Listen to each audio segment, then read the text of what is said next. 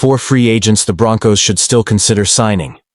The Denver Broncos have already made some impressive moves in free agency this offseason, securing key playmakers like Dre Greenlaw, Talanoa Hufanga, and Evan Engram to bolster crucial positions.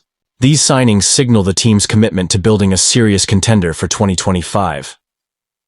Coming off a strong 2024 season, the Broncos are in a prime position to build momentum and solidify their status as a top-tier team. But to truly compete at the highest level, they need to ensure every gap on the roster is filled. While many of the biggest free agent names are already off the board, there are still impact players available who could provide valuable contributions.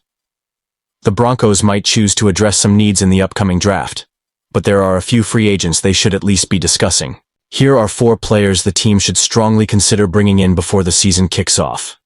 J.K. Dobbins, running back. J.K. Dobbins had a remarkable season with the Los Angeles Chargers in 2024, proving he could bounce back from past injuries by rushing for over 900 yards. His resilience even earned him a nomination for NFL Comeback Player of the Year. Despite that, the Chargers opted to sign Najee Harris instead, leaving Dobbins available for a team in need of a solid ground threat. The Broncos have been linked to Dobbins in various off-season discussions, and for good reason. While injuries have been a concern throughout his career, the Broncos' current running back room, featuring Jaleel McLaughlin, Audric Estime, Tyler Beatty, and Blake Watson, could use a proven rusher to add depth and experience. Dobbins could be exactly what they need to elevate the running game. Tyler Lockett, wide receiver. Denver's receiving core is full of young, promising talent, but there's no substitute for veteran leadership. That's where Tyler Lockett comes in. Set to turn 33 in September, Lockett still has at least a season or 2 of quality production left in him. More importantly, his experience and professionalism could be invaluable to young receivers like Troy Franklin and Devon Vell. Bringing in Lockett wouldn't just be about his on-field production. It would be about adding a mentor who can help develop the Broncos' next generation of playmakers.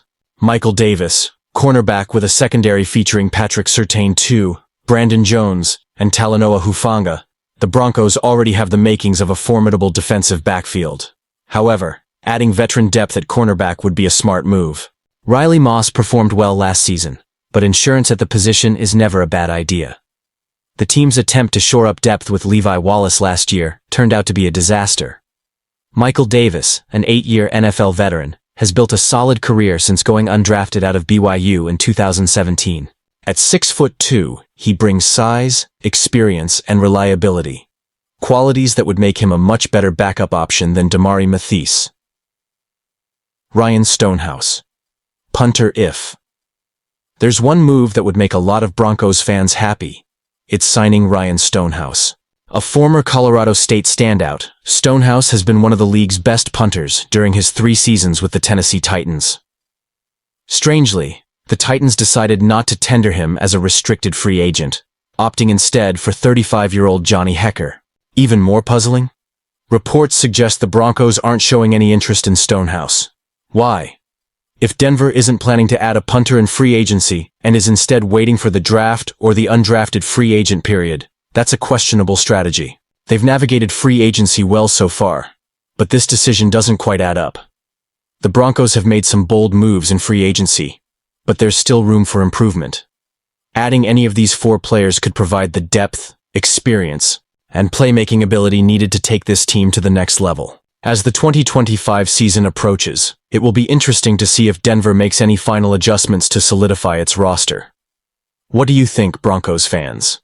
Should the team pursue any of these free agents? Drop your thoughts in the comments, and don't forget to like and subscribe for more updates on your favorite team.